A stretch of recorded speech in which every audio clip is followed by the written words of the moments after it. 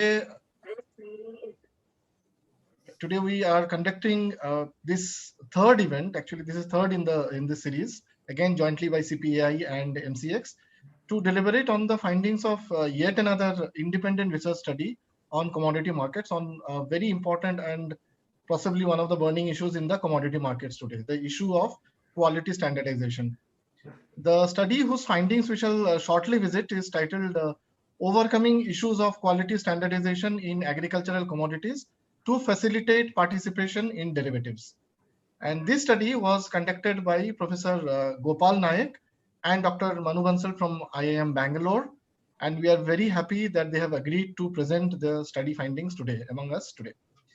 So before we get on to the study findings, I request Mr. Rishi Nathani, Head Business Development and Marketing, MCX, to give the theme introduction.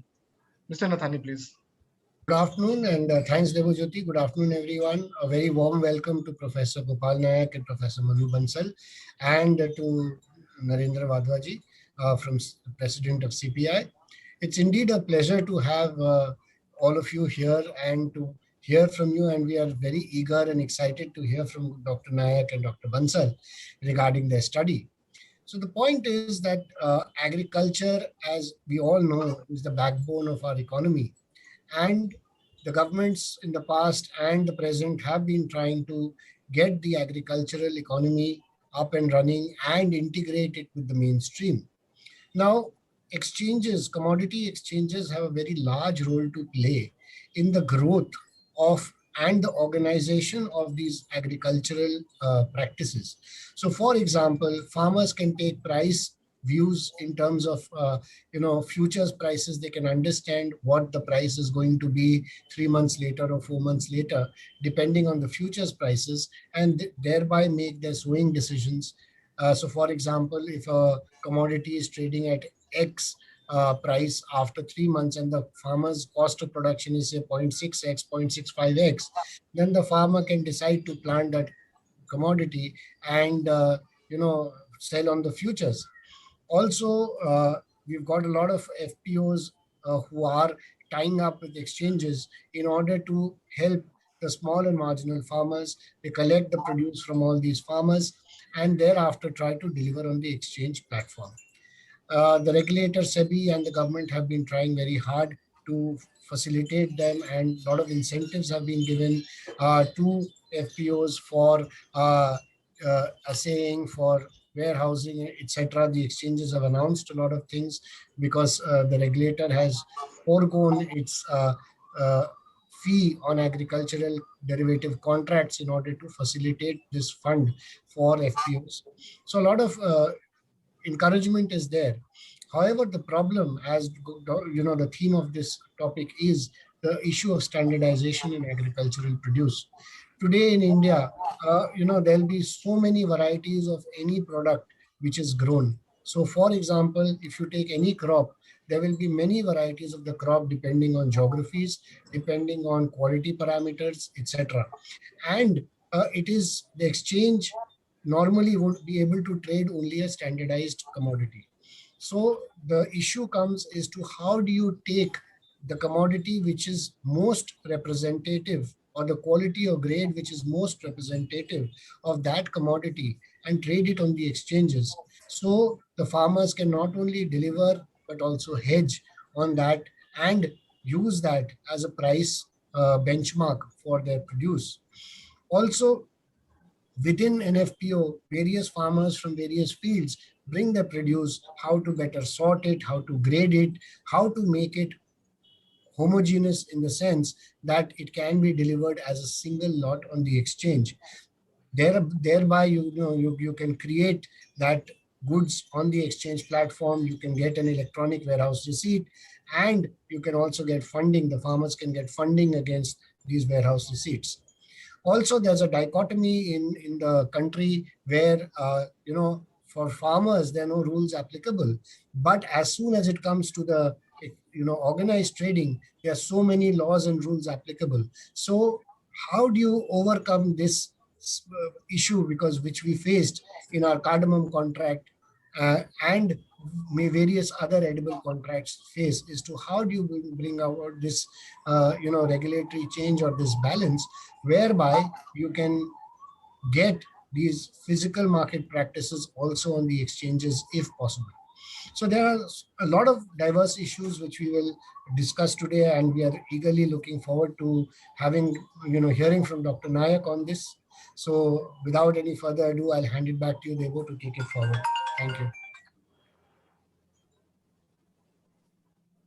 Thank you, Mr. Nathani. Now I request Mr. Narinder Wadhwa, President of CPAI, to kindly deliver the inaugural address. Mr. Wadhwa, please. Yeah, thank you, Dabaji. Thank you, Rishiji. Good afternoon, everyone.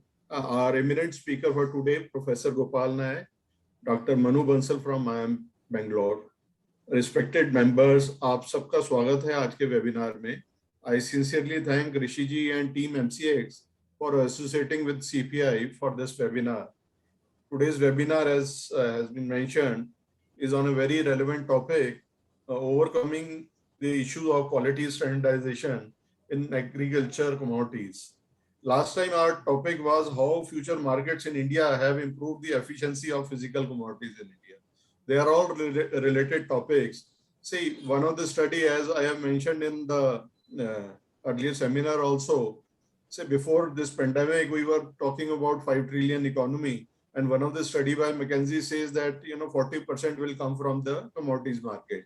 So we have to ensure that these commodity markets are conducive enough, and there is the whole chain is whatever deficiencies are there in the system, they are in place, and we fix it so that we achieve these targets. So when these exchanges were made in 2004-5, the very purpose of the market was efficient price discovery and price risk management.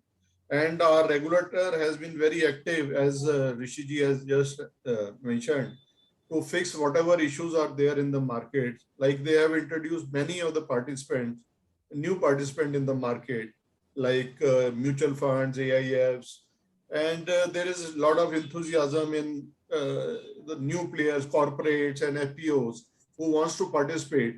But why they are participating, why they are not participating, we have to introspect and discuss.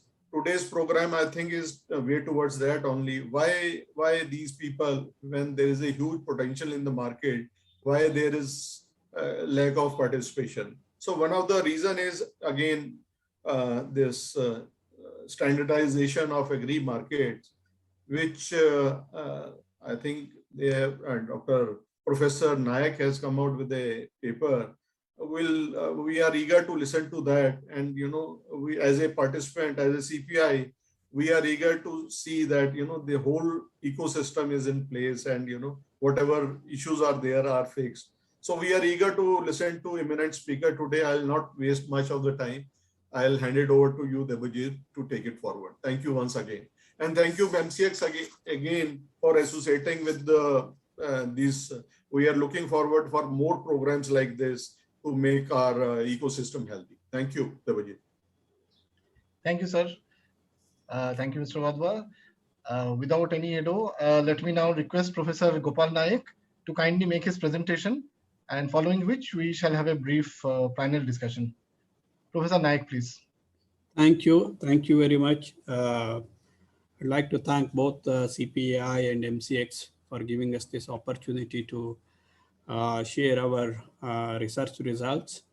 And it's only when we share research results with the actual practitioners, we come to know more about the utility of research and how we should strengthen our research process as well. Let me share my presentation. I hope I have the, yeah.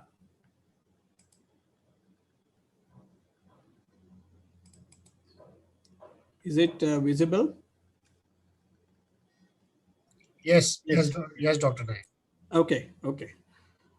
Thank you very much. Thanks once again. And we are very happy to be here talking to all of you, particularly those who are very much interested in commodity markets, both in the futures as well as in the spot market.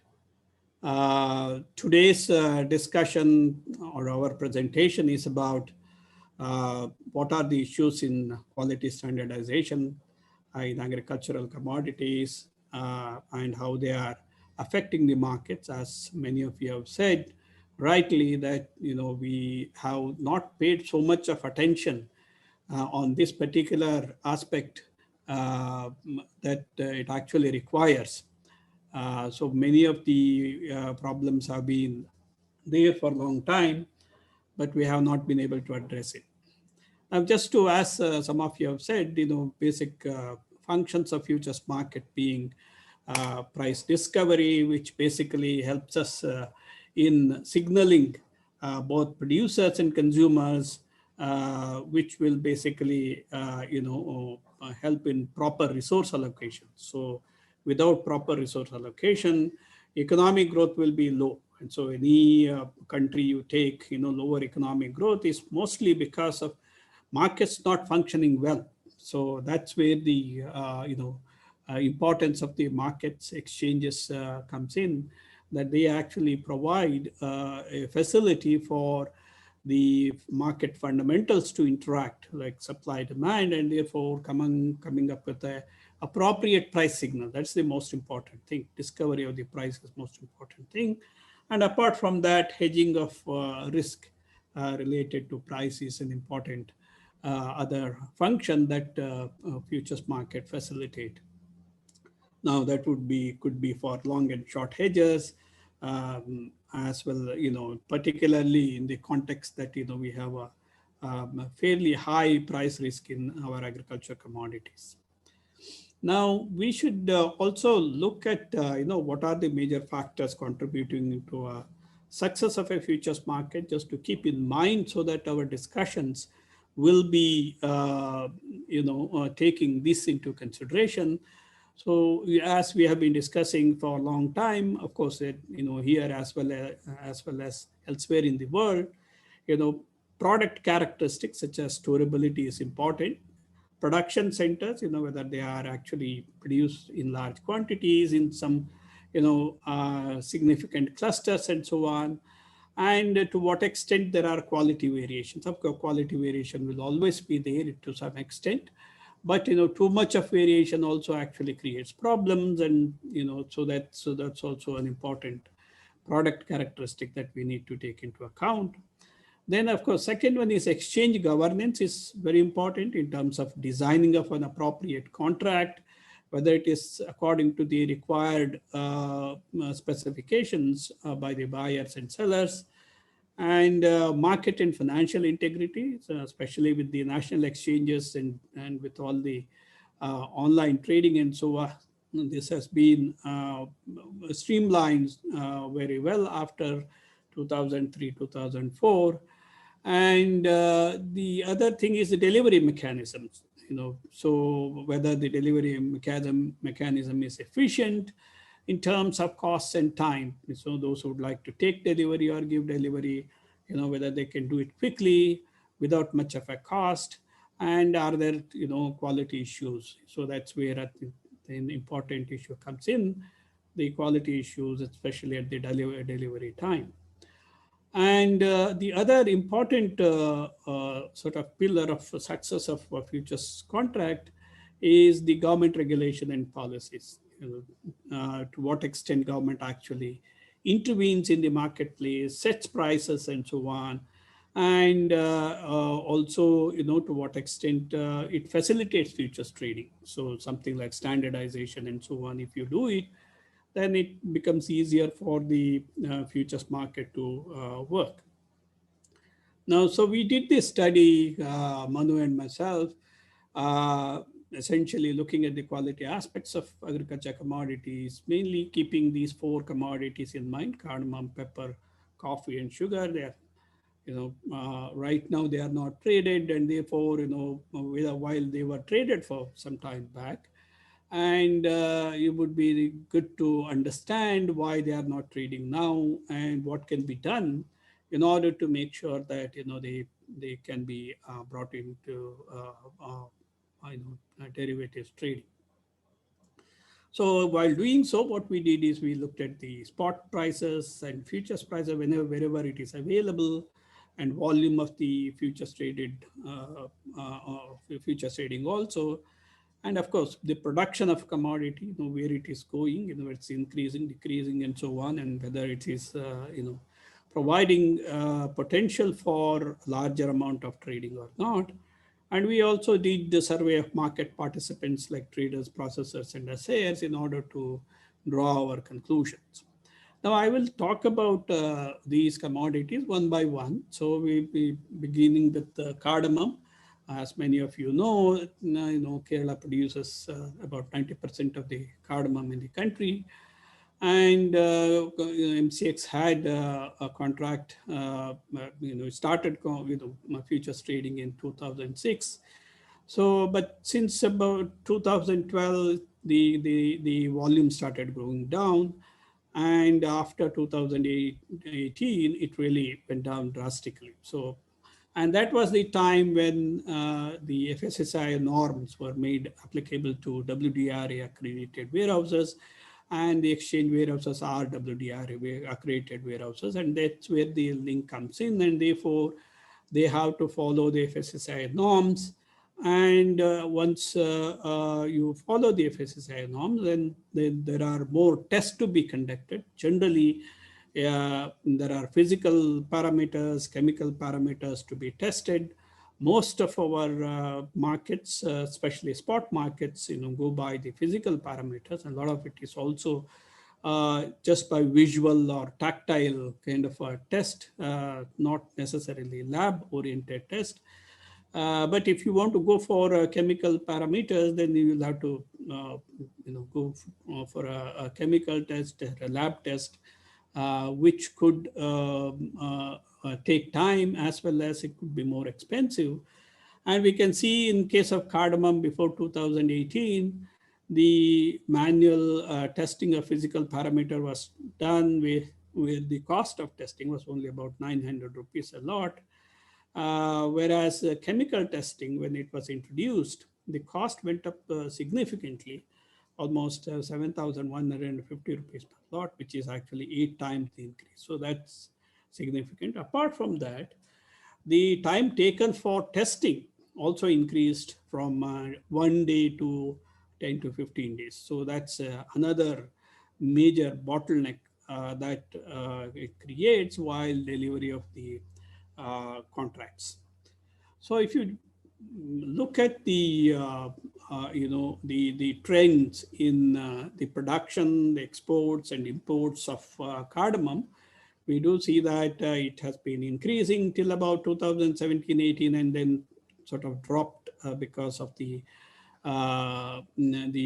flood and also some drought situations in the production areas.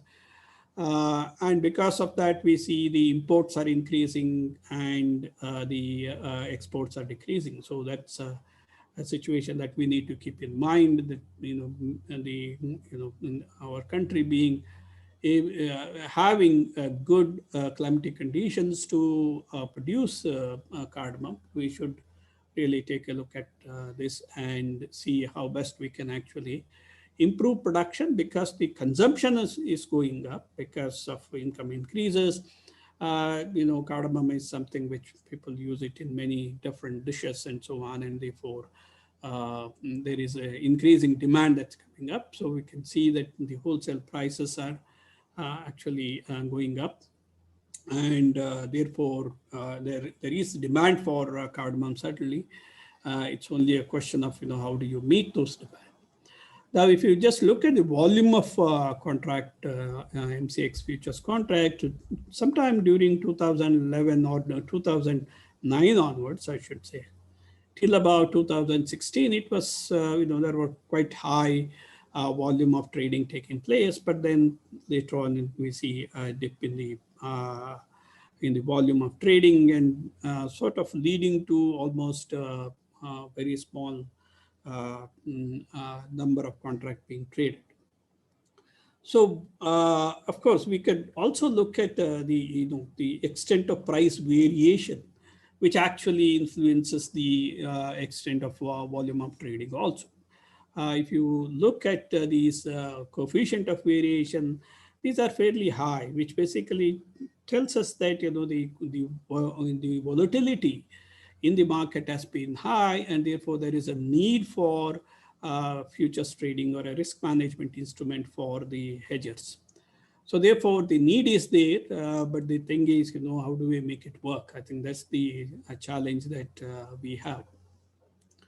So if you look at some of the contracts which are already traded in the past, and if you look at how they have performed, there are certainly certain questions are being raised in terms of whether you can predict basis.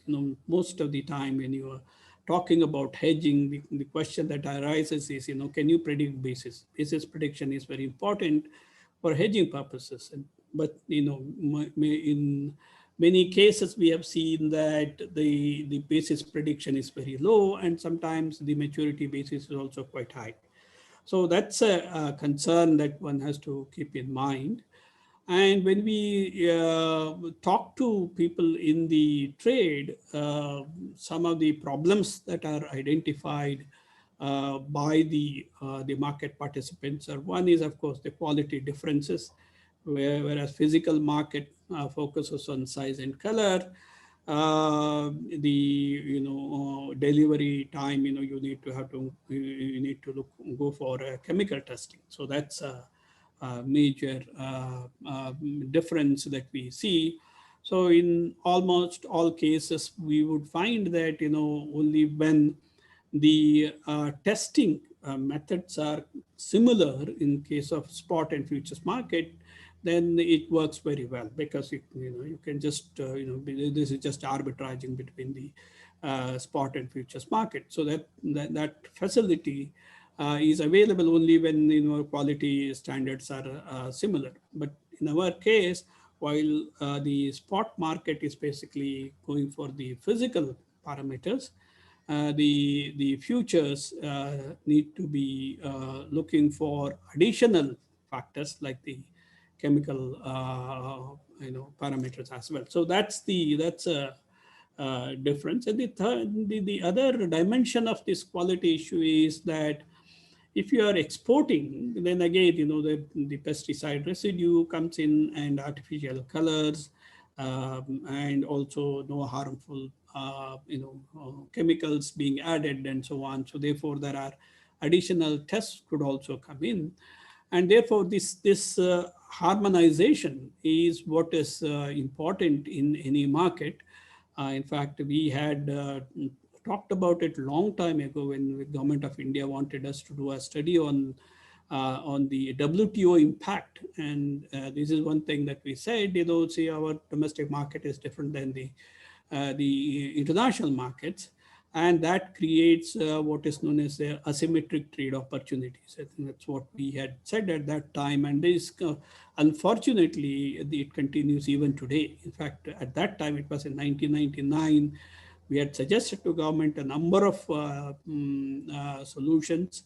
Of course, the reason to allow futures trading on the national platform also came into being as a byproduct of this discussion on the WTO, signing of WTO agreement, and it's coming to effect from 2000. So that's a little background.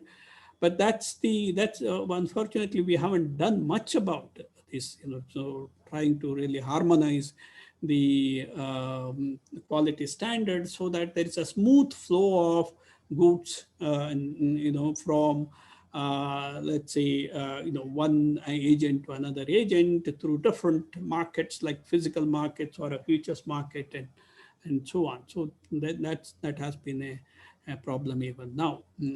So that's an area definitely needs to be focused upon in order to really streamline the agriculture markets, and especially when we talk about this doubling of farmers' income and so on. Otherwise, there would be several constraints, and where it leads to several intermediaries in between, which makes farmers' price realization very low. So the other problem, of course, that I identified was the production, as I mentioned it before. And the reasons that they have given, the market participants that they have given, essentially the same thing, that is high testing charges, delays in giving the report, which leads to only a small fraction of deliveries in the futures market. Spot and futures market are not well integrated, and there is little convergence of spot and futures market near maturity. So these are issues that they talked about, the market participant talked about, and most of it actually arises out of this synergy between the futures and the spot market. So that's therefore the quality issues are very important in terms of really making the markets strong, both futures and spot. Of course, if both for it's required for both markets, and the futures and spot markets always help each other in terms of strengthening the markets. So we also looked at whether there are other factors which are contributing to the futures market performance for these commodities. We looked at homogeneity, storability, and so on, which are also important. So in cardamom, of course, is not a problem as such. And clarity of grade specification is what we talked about in the spot and the futures market have different grade specification. That's where issues that come in.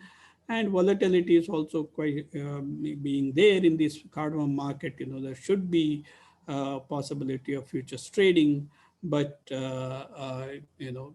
this has not happened, or at least it sort of withered away in the recent years because of the quality issue.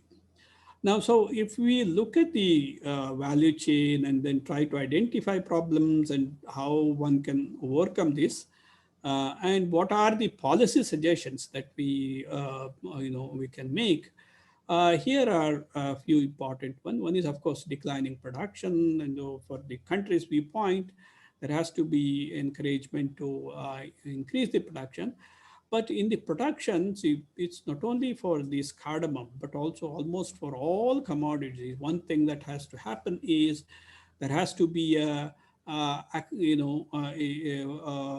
quality certification that we should be able to implement. So nowadays, there is this global gap certificate, which basically requires certain things to be followed. Is not so difficult, except that certain chemicals should not be used in cultivation and so on. And also documentation has to be done properly. And with the FPOs, Farmer Producer Organization, this is going to be easier in terms of giving the certification. So therefore, if such certifications are there, then there is no need for any testing possibility, because the process of production has gone through what are known as a good agricultural practices, and that's what global gap is, basically good agricultural practices. And India is also trying to come up with an equivalent of INDGAP certificate. So that is something which we should really implement it. Of course, it is for the central and state government. Of course, central government is already initiated certain actions, but it's a lot of it is there at the state government level, where if the state governments put in enough effort, then it should be possible to implement the INGAP or the global gap certification. So with that, the quality assessment process becomes easier, because we already have a certification which basically says that there are no harmful chemicals and so on. So you don't have to go for these chemical testing, as long as in the value chain you make sure that this good manufacturing, good agricultural practices are followed.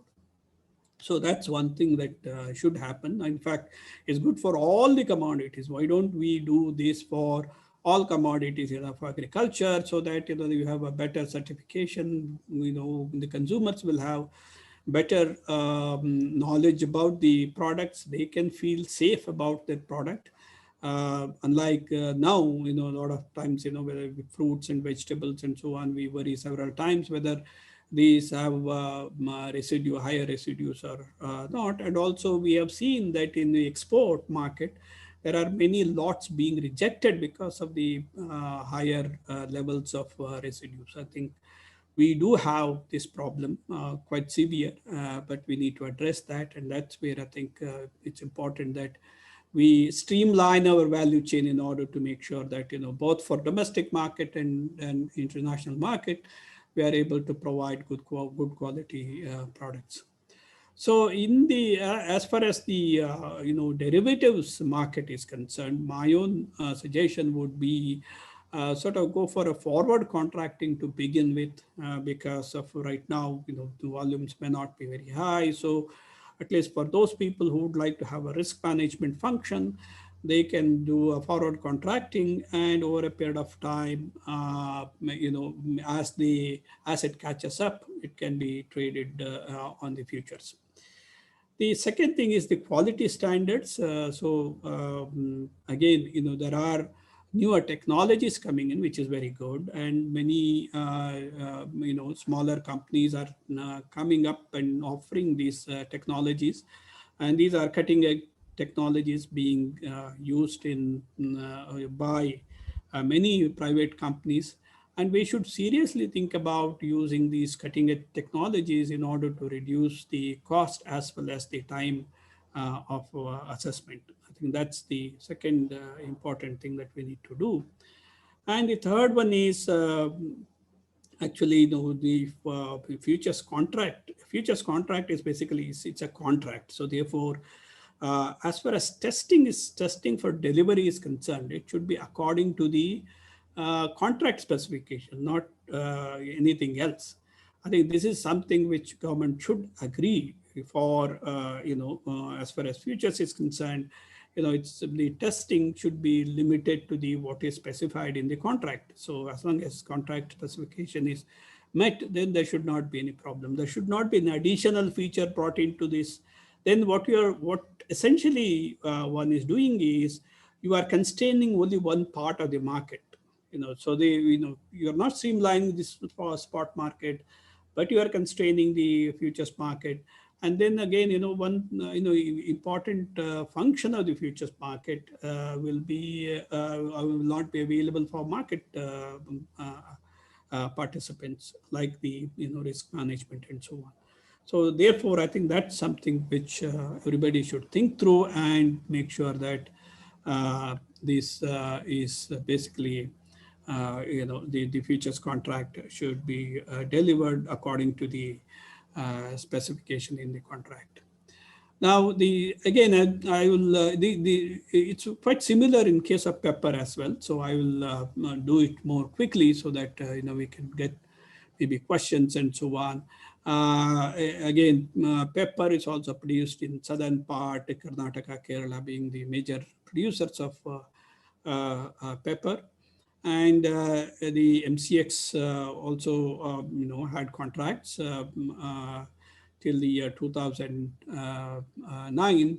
And of course, NCDEX also traded. And in 2013-14, so 12-13, there were this problem of mineral oil being there in the pepper that was to be delivered, and therefore there were issues, disputes, and then of course NCDEX also came forward and actually cleaned it up and then delivered the contract.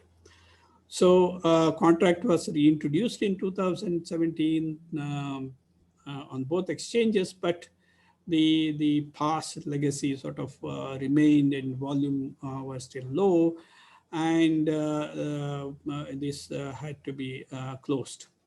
So again, here also we see the physical parameter testing as well as the chemical testing.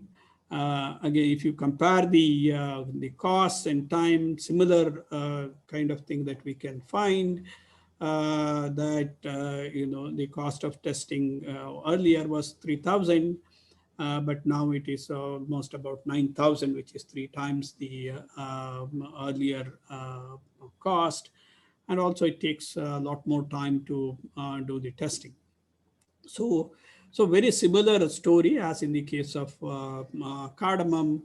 And again, we also here see that while the need, the consumption of pepper is increasing, the production is not able to catch up with the consumption, and therefore we see more of import happening.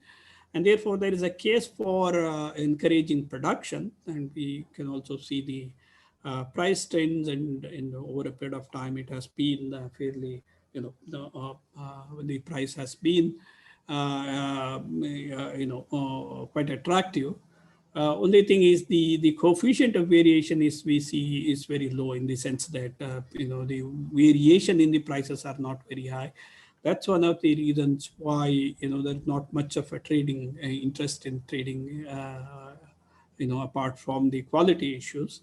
So, so the problems that are identified are, one is of course this, the quality differences between the physical and the futures market, and also the lower prices since 2016-17, partly because of the import from Sri Lanka. So, so these are the issues, the reasons for decrease in the trading. We already talked about. So when we looked at this commodity market as such, we also see quite similar kind of factors. That means, as far as homogeneity and storability is concerned, there is not much of an issue, except that the quality clarity is not there, and therefore it creates an amount of problems. Volatility is certainly low, but of course, most of these plantation crops do have these cycles of higher and lower volatility. Now, therefore, the suggestions are quite similar to what we have discussed in the case of cardamom. So production is not increasing, and therefore I think it's important to encourage production, because this demand is going to go up. Of course, there is also export demand, and as well as the domestic demand, it should be encouraged. And also one should pay attention to the higher pepperin content. That's one of the reasons why some imports are being done, and therefore research should focus on better varieties of pepper, which can actually increase, which would have higher content of pepperin. Again, one can start with the forward contracting because of the production has not caught up, and then now a lot more is imported, and then as it catches up, one can actually go for a futures contract as well. And as far as quality standard is concerned, again, at the production level, if we are able to take care of it through INGAP, Global Gap certificate, and then you sort of throughout the chain, if you are able to keep those standards, then a lot of these testing issues will not be there. As well as adopting newer technology like the computer vision, NIR, NMR, and so on, which have been quite useful in testing the agriculture commodity quality parameters. And again, I think it's important that we should have a system where FSSAI and relevant boards, for example, cardamom also. So they should actually come to an agreement that, okay, these are the standards that we need to have, and these are the assessment method. I think it has to be very clear to the users so that there is no confusion about the quality testing. So yeah, again, as we talked about in the case of cardamom also, as far as futures contract delivery is concerned, it should be with respect to the contract specifications. Now, if you look at, we will also briefly look at coffee and sugar. So coffee again produced again in the southern states. Main varieties are Robusta and Arabica.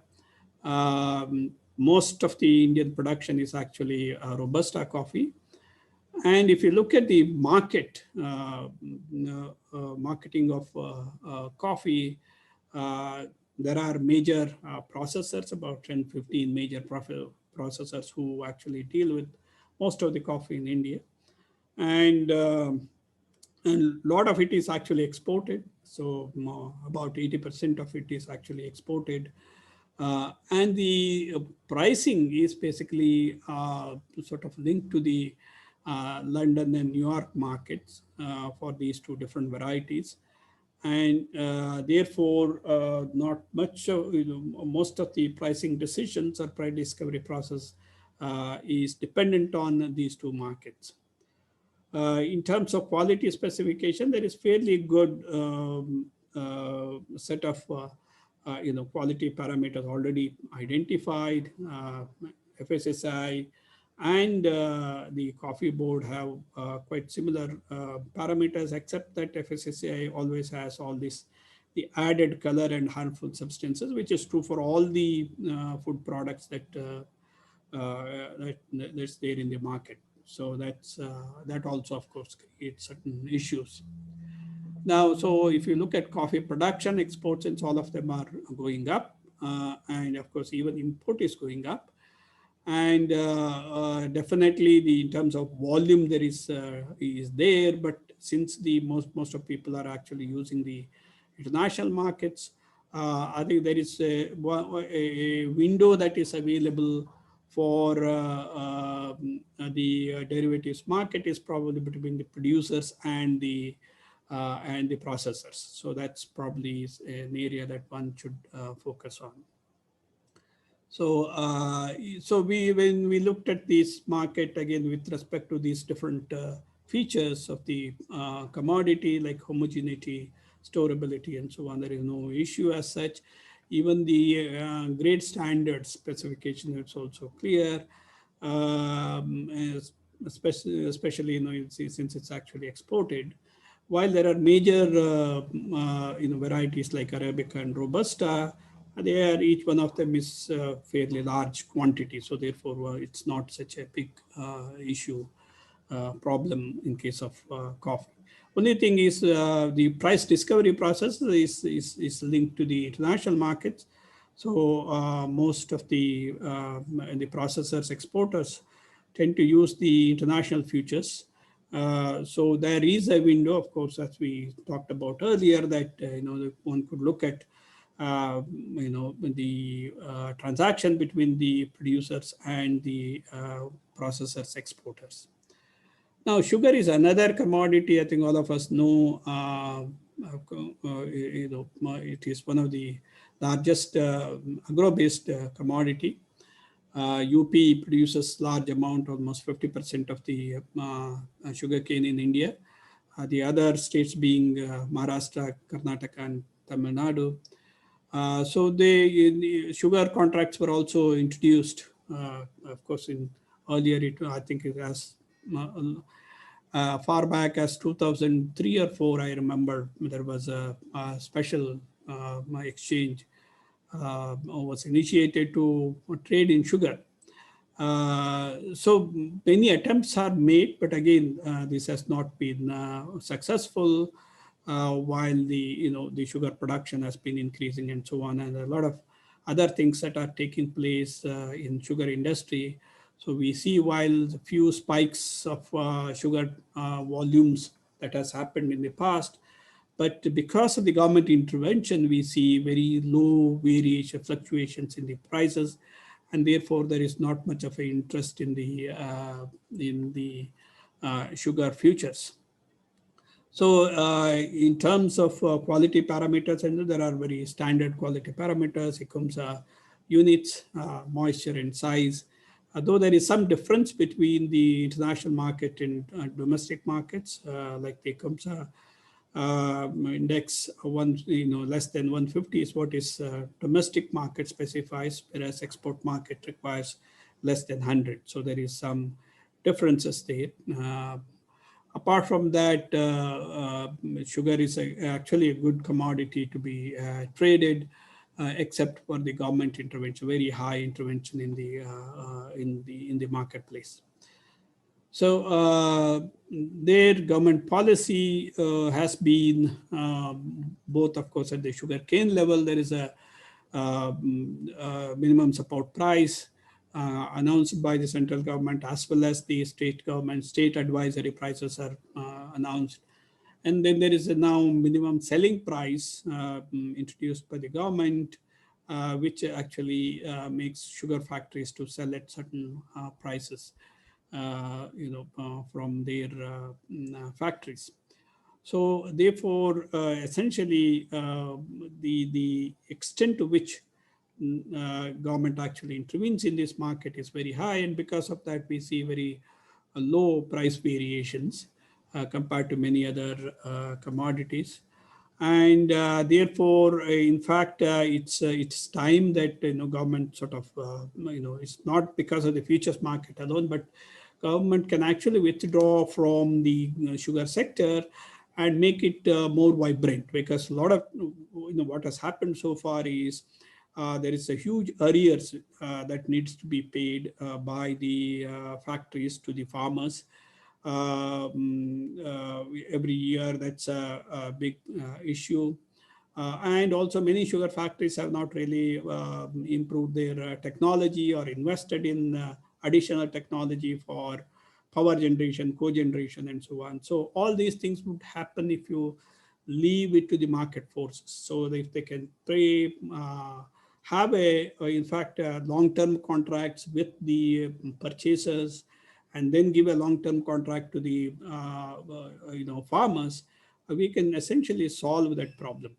And as it happens in many other places, I think we should really look for such solutions, market-based solutions, which can make these sectors very vibrant. So we were looking at this quality testing technology, which I just mentioned. There are these different technologies, and some companies have already come up with these technologies and helping many private companies in terms of assessing quality. So to reduce the amount of time that is taken. Sometimes it may be very, within minutes you may be able to get the results. So therefore, that's the area that we need to focus on in order to streamline agriculture markets. So in conclusion, what I would like to say is, both in case of cardamom and pepper, we need to look at production side. One is increasing production, and second one is the in-gap certificate kind of thing. We should introduce not only, of course, these two commodities, but almost all agriculture commodities that would help the farmers very much in getting higher value and also create more demand for our products. One can export more easily without going through another set of quality certification. I knew a long time ago, almost sometime middle of 1990s, an cumin exporter used to take tarpaulin and give it to the producers. Please use this to do a post-harvest operation so that it will have a less fecal content. So these are problems that we have in our agricultural marketing value chain, and some of these can be addressed by following these processes such as INDGAP and Global Gap certificate, and that's going to be an important avenue for improving the quality in the agricultural market. So we are not only, we should be just thinking about only futures market, but commodity value chain itself has to be streamlined. That is where our farmers will get better prices, our farmers will get better opportunity to export, all our markets will start operating much better. Whether it's futures, spot market, and so on, they will start operating much better if we are able to address this particular issue. So yeah, we talked about even lab is also, when you talk about chemical testing and so on, even number of labs is also a problem. You will have to take it to some longer distance, located labs and get it tested. So high cost, long time taken, as well as, of course, distant is also another factor. So I will stop at this. I think if you have any questions, just yeah. In terms of policy suggestions, I will just sort of repeat what I said so far. Encouraging production of cardamom and pepper to meet the domestic demand, quality certification like INGAP and global gap certificates, standardize testing methods through emerging technologies. So the near infrared and this magnetic resonance and so on, nuclear magnetic resonance technologies, computer visioning and so on, those are emerging technologies should be used. And of course, facilitate forward contracting, let it happen. Exchanges in themselves can be a platform for forward contracting to take place. And in some cases, like sugar industry, now it is time that they should deregulate sugar industry. Especially, I think now there is a new variety seem to be doing a lot of changes in terms of not only in terms of increasing production, but also in terms of sugar recovery. So which seem to have been helping both sugar factories and sugar farmers.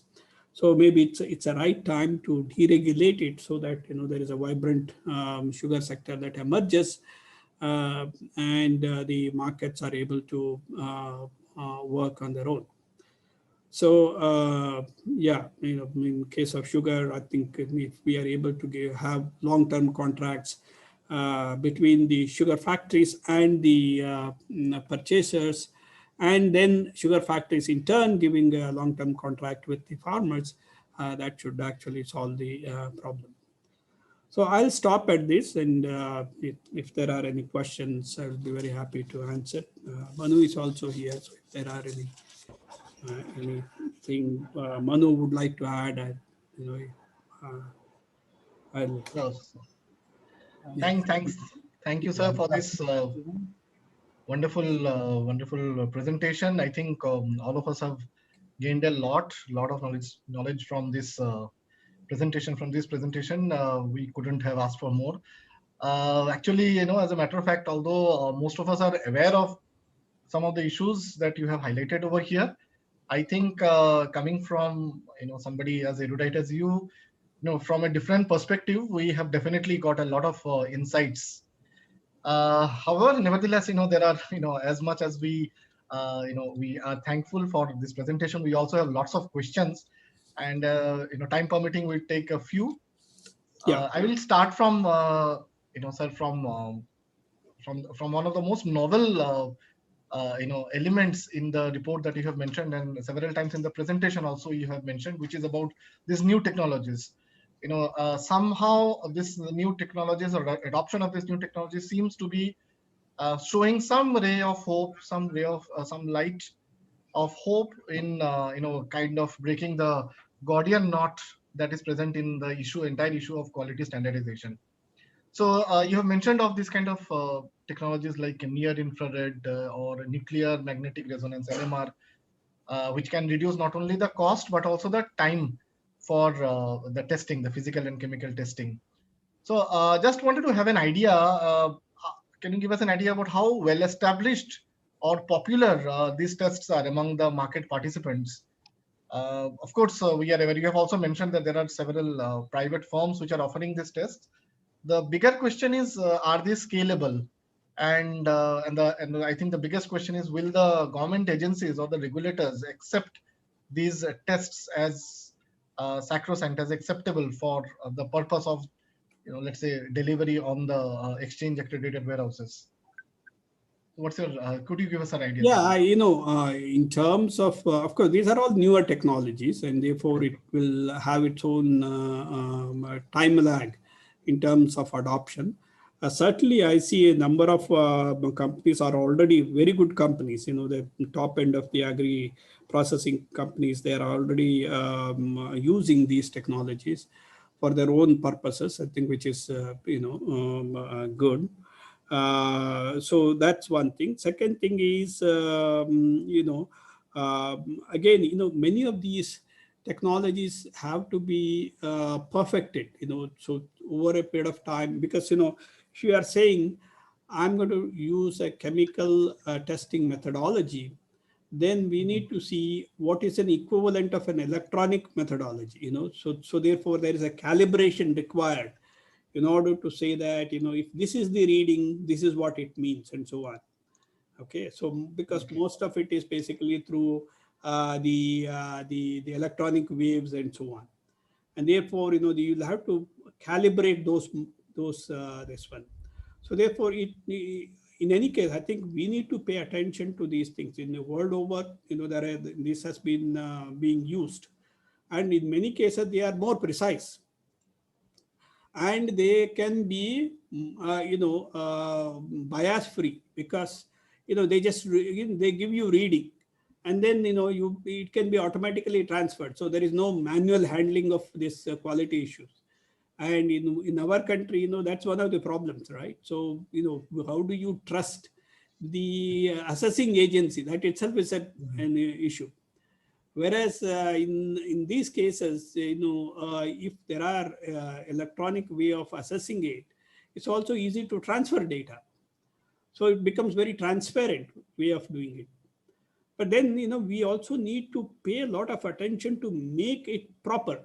And so that's where even the government agencies also should be paying a lot of attention in terms of making these technologies proper and recognize it. That's very important. Yes. So, you look at all our technologies, you take solar, and, we have moved from very, crude, this one, to now sophisticated, this one, right? So, electric vehicles and so on. So we will have a development phase, but I think many of these things are already at a stage where they can be used very quickly.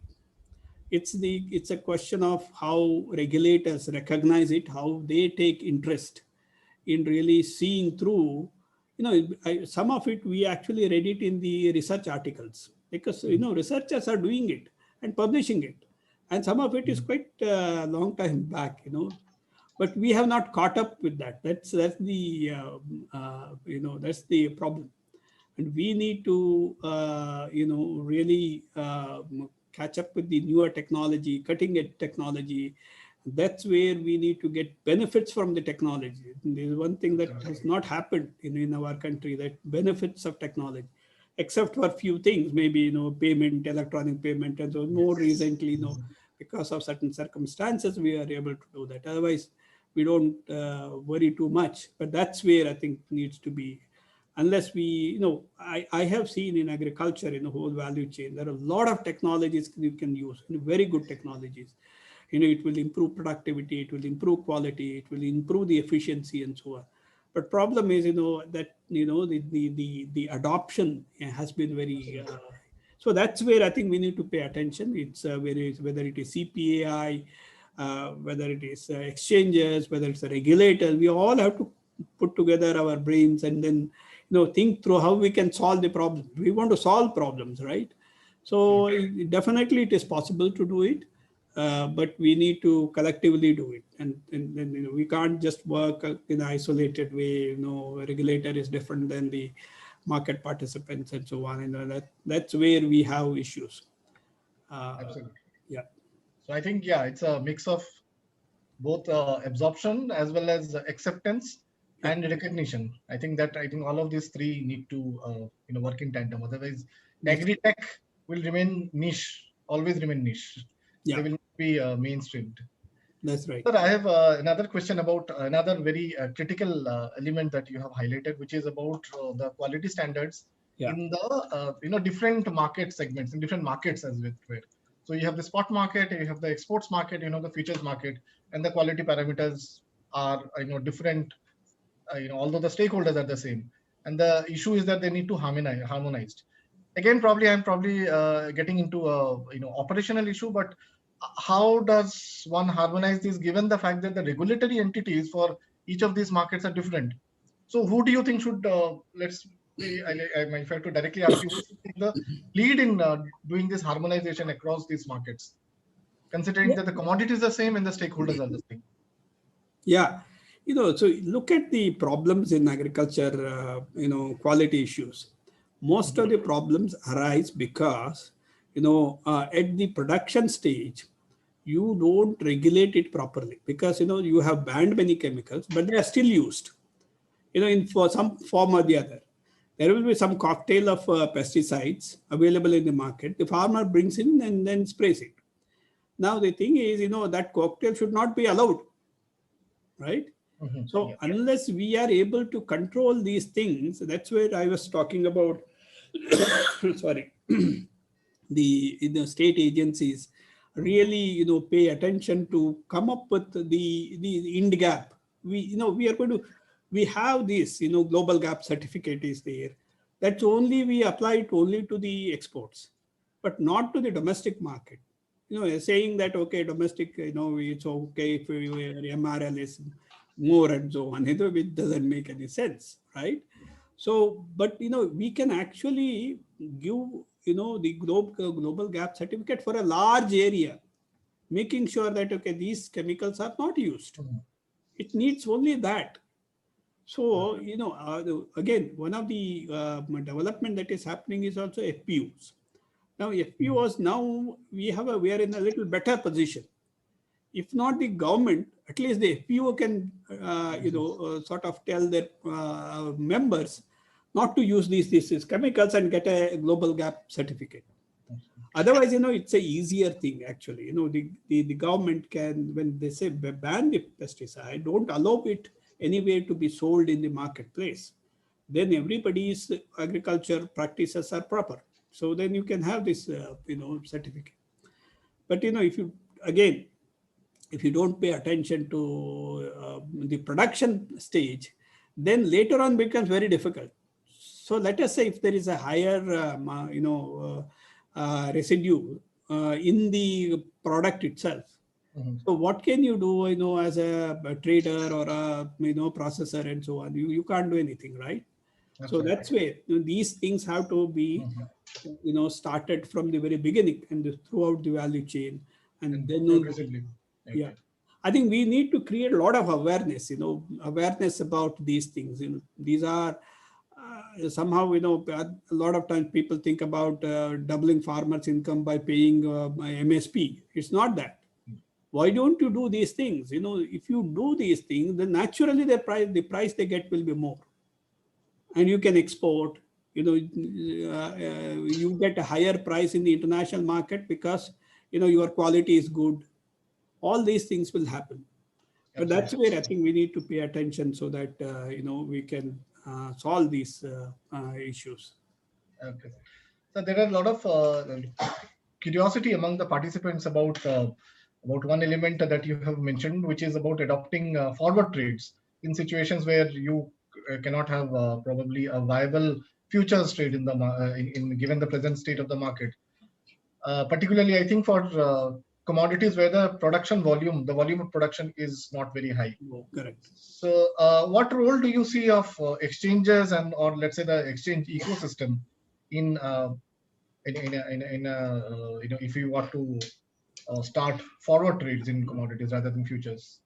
Yeah, in our country, there is a trust deficit, especially, in the value chain and so on, right? So a mechanism by which we have been able to address it fairly successfully is exchanges.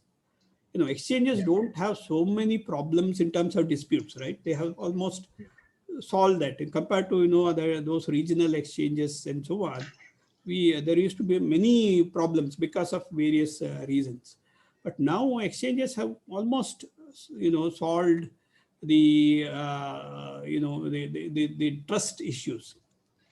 So therefore, I think exchanges can still play a major role in the forward contract, because whether they deliver the right quality, whether they deliver at all, and so on. Those are issues which needs to be addressed, and I think exchanges can play an important role in that. So are you referring to the forward segment in a futures exchange that some exchanges had some years back? Okay, Correct. that kind of a mechanism. Yes, that's right. Okay, all right. So, sir, again, coming back to the quality issue, the quality standard issue, it is kind of a, as you would have seen from your study, and we in the market also, as kind of quite perceptive of it, that it's one of the very serious issues.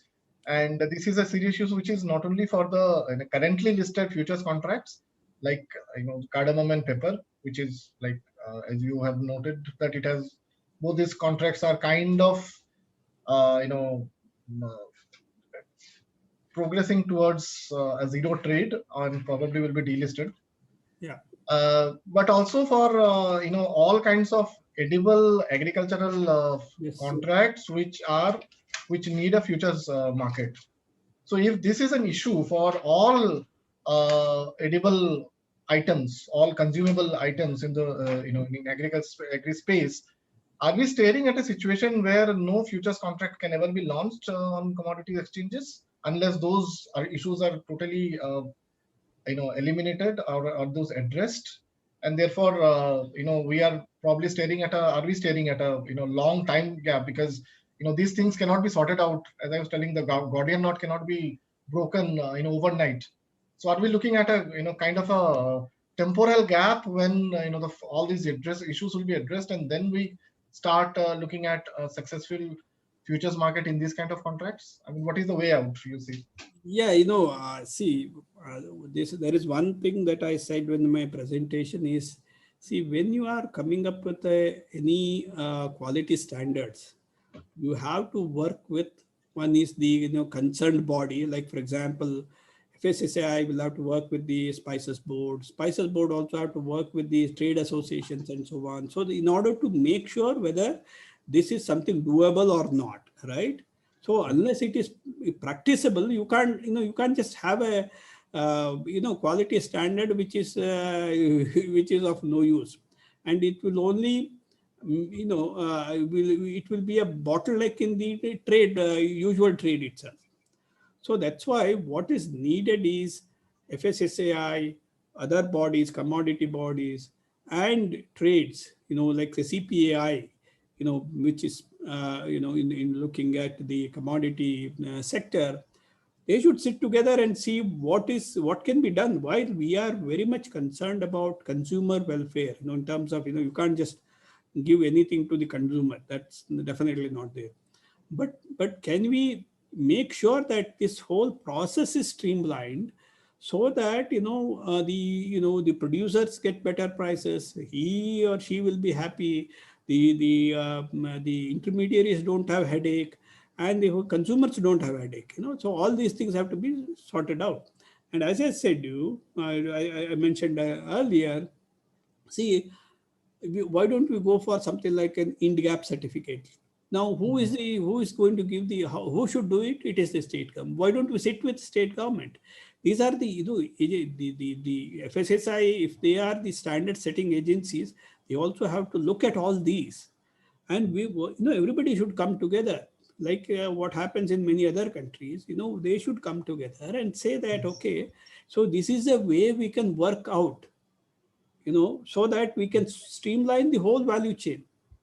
It's not that I'm sitting somewhere and setting standards, whether it is implementable or not. That's going to create more problem for the sectors and the markets and participants and so on. I think this approach is something which we need to adopt. Everybody collectively address problems. We need to address problem. We need to do it collectively. It's not just one agency. It's the stakeholders with that particular commodity or the commodity sector should really come together and solve it. I think that's where we need to take it up at the right forum and make everybody understand this, so that there is a process that starts, so that in order to take care of this problem. Absolutely. And I think there is an element of urgency in this. Yes. We of course need to have an element of urgency, given that in the absence of this, some kind of inefficiencies seem to be creeping into the market. So the more we delay, probably the more inefficient this market will become, as long as these contracts are there. So I think we have time for just one last question. Just if you give us one big recommendation for exchanges and one big recommendation for let's say the regulator for exchanges. Yeah, exchanges. One is of course looking at these technologies and how it can be used in delivery of contracts and so on. And probably look at the forward contracting as a way to address the risk management for smaller commodities. Whereas regulator is concerned, I think we need to look at the overall perspective of the whole value chain. How do we streamline value chain? That has to be the key issue for any regulator. So who has to be involved? How we can do that? What is that method? How, so that that we don't create issues for individuals and sectors and the actors and the stakeholders, but we address the problem and solve that problem. I think that approach has to come in order to make sure that we have a more smoother value chain, where everybody can actually work more peacefully. And that will give you enormous benefit to everybody, because as I told you, it was in 1998 or 1999 we talked about asymmetric trade opportunities. A farmer do not have the same kind of an opportunity that, let's say, a US farmer or a UK farmer has, because he or she can sell either in the domestic market or elsewhere, or export it, whereas our farmers can't do it. They will have to undergo several other this thing challenges. Yeah, that's a big if you look at some of the price comparisons. I did a case on the grapes, how the Nasik grape growers were able to increase their price realization almost 3 times by really going through these processes such a way that quality is actually maintained. And that's the kind of potential we have. It's only a question of our regulators and others, policymakers come together and then address this issue. Thank you, sir. Thanks for this wonderful session. That's all we have time for now. Before we end, I request Mr. Sandeep Jain, Chairman, Seminar and Convention Committee of CPAI and Director of Trade Swift Jaipur, to kindly give the vote of thanks and the concluding remarks. Mr. Jain, please.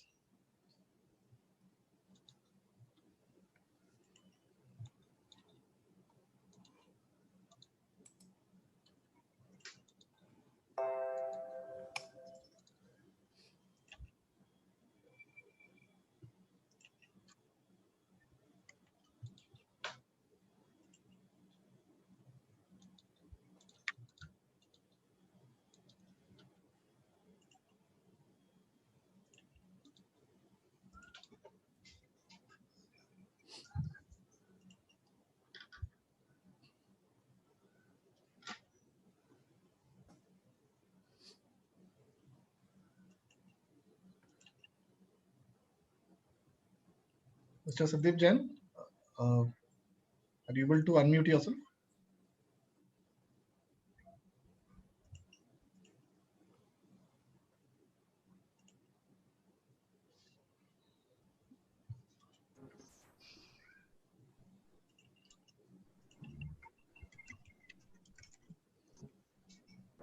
Hello, Mr. Jain.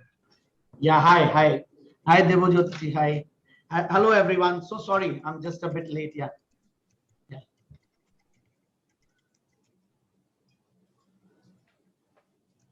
I request you to kindly give the vote of thanks and the concluding remarks, Mr. Jain. Yeah. So actually, I was just listening to Mr. Naik, Mr. Bansal, and Wadwaji started with his remarks. So basically, it's a very burning issue. Certainly, it's a, in fact, whenever we started this business as a broker, we actually thought this problem has to be the biggest problem whenever it came to the deliveries of agri commodities. And we are trying to address those issues only. And in fact, in infrastructure like India's, I think it's a very big issue, and quality issues, as we have discussed in very minute details. So I think it's a very good topic to start. And in fact, it is the beginning of the topic. And in fact, you know, if we have to encourage the hedging in agri commodities, so we really need to actually work on the quality issues. So thank you so much, Professor Gopal Naik, for the comprehensive presentation, and Mr. Manu Bansal and Mr. Devojyoti De and Rishi Nathani ji and Wadwaji for the opening remarks. And thank you so much to everyone. Yeah. And thank you so much to all the attendees for being a great audience.